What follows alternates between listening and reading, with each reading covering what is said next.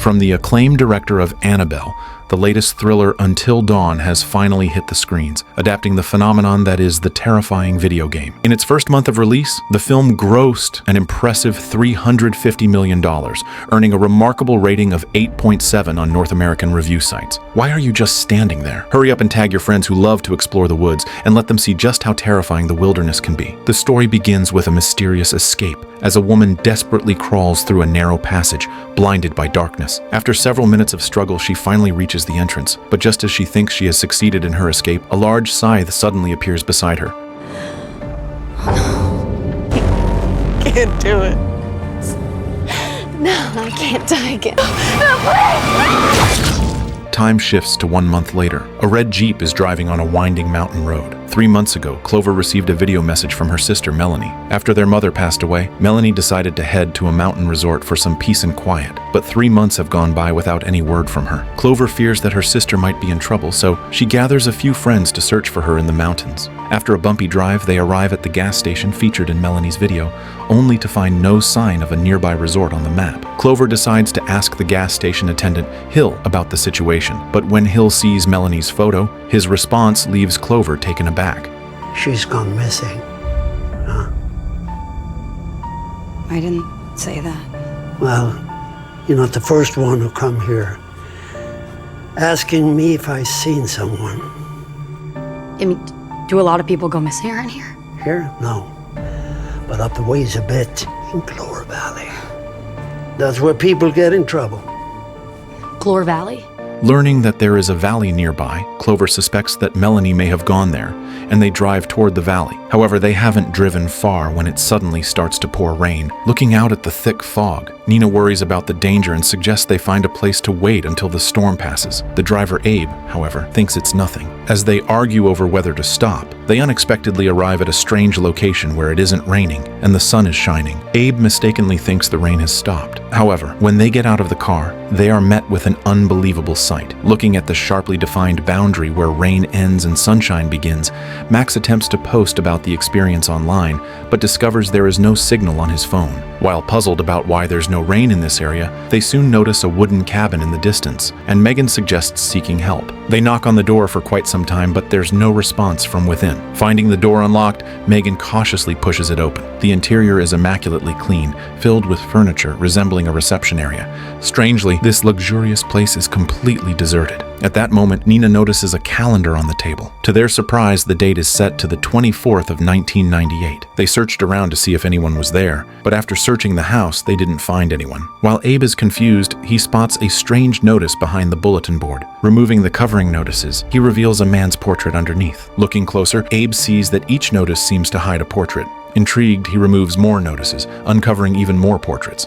Outside, Clover, lost in thought, suddenly spots a figure in the distance. Thinking it's Melanie, she rushes after it. Seeing Clover leave, Max, who was smoking by the door, chases after her. However, as Clover steps into the rain, the shadow disappears. As she stands bewildered, Max catches up. As Clover tries to tell Max that she thinks she saw Melanie, the sky abruptly darkens. When she regains her senses, she realizes that both she and Max have returned to the spot where they initially got out of the car. Seeing the sudden darkness, Max assumes a storm cloud is blocking the sun, but that wasn't the strangest part. Inside the cabin, Clover also sees the wall portraits. Nina tells Clover she found Melanie's name in the front desk register. Clover opens the register and sees the cover reads, Glore Valley. This is the valley Hill mentioned. Seeing Melanie's check-in record makes Clover sure her sister is here. But if the resort is still open, why are there no staff members around? As they puzzle over this, Nina notices the hourglass clock has been flipped. She asks if Abe or Max turned it, but Max denies touching it. At that moment, they heard the sound of a car engine outside. And when Abel looked out the window, he discovered that their Jeep had been stolen. The furious Abe rushed out after them, but as they reached outside, everyone sensed something was wrong. The person who had stolen the car hadn't driven away. Instead, they were revving the engine at the entrance, seemingly about to ram straight inside. Seeing this, everyone quickly retreats back inside. Abe believes they may have encountered some criminals with ill intentions. As Abe shares his suspicion, the others agree. Max attempts to call for help, only to remember once he takes his phone out that there's no signal here. Nina recalls seeing a phone line while checking the front desk and urges everyone to look for a landline. Following Nina's reminder, they search. In the front desk basement, they indeed find a landline phone. But when Clover picked up the receiver, she found the phone was broken. At that moment, Megan discovers a radio on the table and tries to turn it on to call for help. Luckily, the radio crackles with a response. But before Megan can speak, the connection abruptly cuts out. Meanwhile, Abe, who is still monitoring the entrance from upstairs, hears strange noises coming from the hallway behind him. He assumes it's the invaders trying to break in through the windows, so he tells Nina to keep an eye on the entrance while he checks out the back. As Abe steps into the hallway, Nina hears a thud and instinctively rushes after him. However, as she arrives, she is horrified to find Abe impaled against the wall by a pickaxe. In the basement, Max, Clover, and Megan hear Nina's scream, prompting Max to hurry upstairs. As he reaches the top, he sees the attacker and Nina on the floor. The horrific sight terrifies Max. He turns back to the basement and tells Clover and Megan what he saw upstairs. Just then, the attacker discovers the passage to the basement and begins searching for them. Taking advantage of the attacker's turned back, Max picks up a nearby chair. Watching the attacker remain still, Max grabs a wooden stick from the ground, but out of nowhere, the attacker snatches it away and kills Max instantly. This horrifying moment terrifies Megan, who is hiding in the closet. In her panic, she accidentally makes a noise. Hearing it, the attacker rushes to the closet and drags Megan out. Just as he prepares to eliminate her, Nina, who is hiding behind the door, grabs a small knife from the table and stabs the attacker in the back, but he seems not the slightest bit affected. In the chaos, Clover escapes the basement. She runs into the nearby forest to flee, but trips in her haste. As she attempts to get up, the attacker is hot on her heels. Looking at the pickaxe lodged in her chest, Clover thinks her fate is sealed. But the next moment, everyone who had been killed suddenly revives. Staring at each other, they are stunned. Meanwhile, Abe spots that several photos of them have appeared on the notice board. However, before they can comprehend what is happening, a new bizarre event occurs. Megan suddenly falls onto the couch, convulsing. Letting out a scream, she shatters the surrounding lights, and when they turn back, Megan has vanished. Clover frantically searches and finds Megan in front of the notice board. However, at this moment, Megan has lost consciousness, her eyes turning black as she points at the photos on the wall and mumbles incoherently. Before they can respond, Megan screams, falls to the ground, and lies motionless. Yet the horror continues. Just as everyone is panicking, Megan's scream echoes from outside the door. Clover rushes to the entrance, but there's no one outside. As she stands confused, Max suddenly spots a dilapidated shack materializing opposite them. Feeling something is off about the sudden appearance of the cottage, Clover is unexpectedly pulled out by a strange force. Watching Clover get dragged away, Max tries to save her and follows. However, Abe and Nina do not come along. Selfishly, they choose to drive away, abandoning Max and Clover. But shortly after driving off, meanwhile, Clover, dragged into the shack, regains consciousness. As she opens her eyes, she is startled by the cabin's decor. As she panics, she hears a TV behind her. Confused, Clover turns and sees an old woman watching the evening news. She tries greeting the woman to ask what's happening, but the woman ignores her, fixated on the news. At that moment, Clover notices that the news is reporting on a collapse accident. The strange old woman sends chills down Clover's spine. She quietly turns to leave, but finds the door broken and impossible to open. In her panic, she turns back and sees the old woman has stood up. Before Clover can process this, the elderly woman lunges at her, forcing an oxygen mask onto Clover's face. As she inhales the gas, Clover instantly loses her will to resist and lies motionless on the floor. Meanwhile, Max arrives at the cabin's door, and as he approaches, the old wooden door swings open by itself. Max enters, but finds no sign of Clover. Just then, he hears strange noises coming from the attic. Thinking Clover might be trapped upstairs, he follows the sounds to the second floor. However, upon reaching the room from which the noises are coming, he discovers that the sound is only from a rocking chair. He stops it with his foot, unimpressed. However, just as he turns to leave, the chair starts rocking again. Unluckily for Max, he is brutally killed once more. The strange events do not end there, as the cycle resets again. The next moment, the group finds themselves revived at the reception center once more. The continuous bizarre occurrences lead them to realize they may be trapped in a time loop. Based on what they had experienced earlier, they all agreed to stay in the room, block the door with a chair, and hide in the bathroom. Calming down, Clover recalls the previous loops. She notices that whenever everyone dies, the hourglass resets, reviving them. To escape, they must survive until the sand runs out without dying. Clover deduces Melanie might be trapped in this loop too. The others agree. But why does this time loop exist here? As they discuss various theories, Abe suddenly starts coughing. Seeing Abe blown to pieces, the others were frozen in shock. Panicked, Nina tries to clean the blood. Megan shouts for her not to touch the water, but it's too late. Nina explodes. Seeing this, they realize the water is the problem. Frantically, they rush out of the bathroom, but after taking just a few steps, Megan collapses.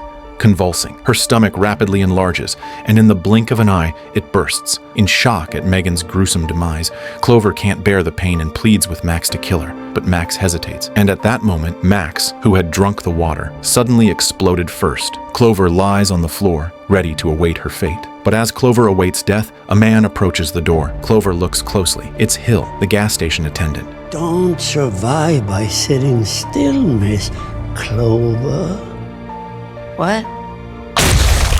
The next second, the hourglass resets once more, and they are revived again. Rushing inside, they begin to search frantically for clues. Clover discovers a box containing various work IDs, and to her shock, she finds Hill's identification as one of the cards. It turns out that Hill is a psychologist, and his presence here is tied to a mining disaster that occurred 20 years ago. In a tragic turn of events, a greedy owner had violated mining regulations, causing the entire mountain to collapse, which buried the town and resulted in thousands of fatalities. Reading the newspaper report, they understand why the reception center felt strange. They are actually on the second floor, and the entire town is buried underground. But shouldn't rescue teams have arrived after the disaster happened? Why was Hill here? At that moment, Max discovered a videotape with a date marked on it inside the drawer. He plays it, hoping for clues. When the footage starts, they are terrified. After the disaster, strange things happened in the town. A surviving worker first suffered muscle atrophy, then descended into madness. After 11 days, he transformed into a monster, attacking others. Hill referred to this mutated survivor as a Wendigo. After watching the tape, Megan remembers her own unusual symptoms. Could she too become such a monster? Suddenly, Hill's voice crackles through the radio. Realizing Hill's intentions, Let us out! Oh, there's a way out, but not without a prize. 4 of you can leave, but 1 has to die. Clover understands that this is a tactic to sow discord among them. He wants them to turn against each other. If only one person had to die for the others to escape, they wouldn't be trapped in this deadly cycle. Noticing that no one is responding to him, Hill tries to offer another incentive. He tells Clover that his sister is with him, and if she wants to save her, she must venture into the forest. Upon hearing that the missing Melanie is with Hill, Clover can no longer contain herself. She agrees to act as a sacrifice. Before anyone stops her, Clover rushes out. Seeing Clover leave, Max and Megan prepare to follow, but Abe stops them, naively believing that Hill will keep his promise. However, Nina surprises Abe from behind, stabbing him with a pickaxe. In the woods, Clover accidentally steps into a bear trap. She was just about to open the trap, but to her surprise, there was a metal chain attached to it. In an instant, she was yanked into a dark tree hollow. Shortly after Clover vanishes, Megan and Max arrive in the vicinity, searching for her but finding no trace of her. Suddenly, Megan feels something dripping onto her shoulder. In a panic, Megan stumbles and falls. As she attempts to get back up, she realizes that she's landed on a shard of glass. Watching Megan get dragged away, Max is helpless. While he's at a loss for what to do, he suddenly hears Clover's voice echoing from the woods. Max rushes into the forest and finds Clover, but just as he helps her out of the trap, a monster emerges from the tree hole. Clover looked closely, horrified to discover that the monster was actually her missing sister, Melanie. Seeing Melanie charge, Max manages to hook the bear trap onto her head. Seizing the chance, they hide in an abandoned mine shaft. Seeing the pursuing Wendigo, Clover knows they're doomed. She pulls out a shard of glass and asks Max to help her end it. Reluctantly, Max agrees. After killing Clover, Max drinks a few drops of water and chooses to explode before the Wendigo can catch him. Back in the cabin, Nina is killed by the masked attacker. In the next instant, they are revived once more, but this time, Abe feels something strange on his back. He lifts his shirt to reveal grotesque growths covering his back. It becomes clear that resurrection is not limitless. Each time they come back, they age slightly, losing memories along with the time, but they've only looped 4 times. Why are they aging so fast? Nina explains. They haven't looped 4 times, but 13 times. It turns out that Nina's time had frozen at the moment she signed her name. Each time she revived, she would count again. And there were exactly 13 names on the list, which meant they had already gone through the loop 13 times. And the longest record on the list was 13, which meant this was their last chance. If they couldn't escape the time loop, they would turn into monsters and remain trapped here forever. The scene outside the window had also changed. The entire view of the town now appeared before them. Hearing Nina's words, Abe unlocked his phone, and in his gallery, he found videos he had recorded in previous loops. During these revivals, they had encountered all kinds of strange events. Nina was parasitized by bugs and her entire face turned black. Abe was chased and attacked by monsters. However, in the video from their 12th revival, Clover discovered that Megan wasn't dead. She had quietly followed Hill out through the main entrance. Seeing this video, Clover finally realized Megan was missing. Since Megan wasn't there, it meant she might still be alive. In order to rescue Megan and break the time loop, Clover decided to fight to the end. The group grabbed their weapons and entered the town through the main entrance. Passing through the dark corridors, they arrived at a dilapidated building, but as soon as they got there, they were spotted by a Wendigo. In the chaos, the four of them got separated and ran into different passages. But there were other Wendigos in these corridors too. Unlucky Max ran into the masked attacker from before. Just as he was about to be shot in the head, Abe and Nina arrived at the scene. With their help, the masked attacker was killed. Meanwhile, Clover, separated from the others, encountered the mutated Melanie again. Seeing her sister in pain, Clover couldn't bear for her to go on living like this, neither human nor ghost. She tackled Melanie and used a protruding object on the ground to kill her. At that moment, Megan's cries came from nearby. Following the sound, Clover arrived at an abandoned hospital, and in one of the rooms she found Megan tied up. But there was a Wendigo in the room. Clover searched around and accidentally entered a control room. On the desk, she found her own medical report. Just then, Hill's voice came from behind. It turned out that ever since Clover and the others entered, he had been observing and studying everyone. Through his observations, Hill discovered that Clover was very different from the others and was the most likely to become the most terrifying monster. He wanted to transform Clover into his idea of the perfect monster. But while Hill was going on about his research, Clover quietly moved his cup under the dripping water. Unaware, Hill picked up the coffee, but in the next second he felt his body changing. Realizing he had been tricked, he looked at Clover, but before he could speak, Hill exploded on the spot. Clover picked up the keys from the ground, and before the Wendigo could break free from its chains, she rescued Megan.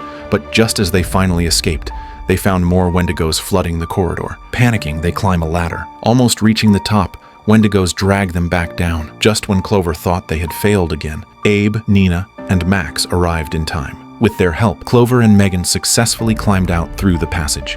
At the same time, the hourglass reached its final moment. Because they had held on until dawn, they successfully escaped the time loop. Seeing the sun rising in the distance, Clover finally felt relief. Having survived, they quickly started the car and drove away from there. But did they really escape the curse? And that's the entire story of the 2025 new thrilling horror film. Until Dawn, overall, the movie was pretty good, though it's a pity that the director didn't fully adapt it according to the game, which caused some parts of the plot to not match the original, but the movie was still enjoyable. Alright, that's all for today's share. See you next time.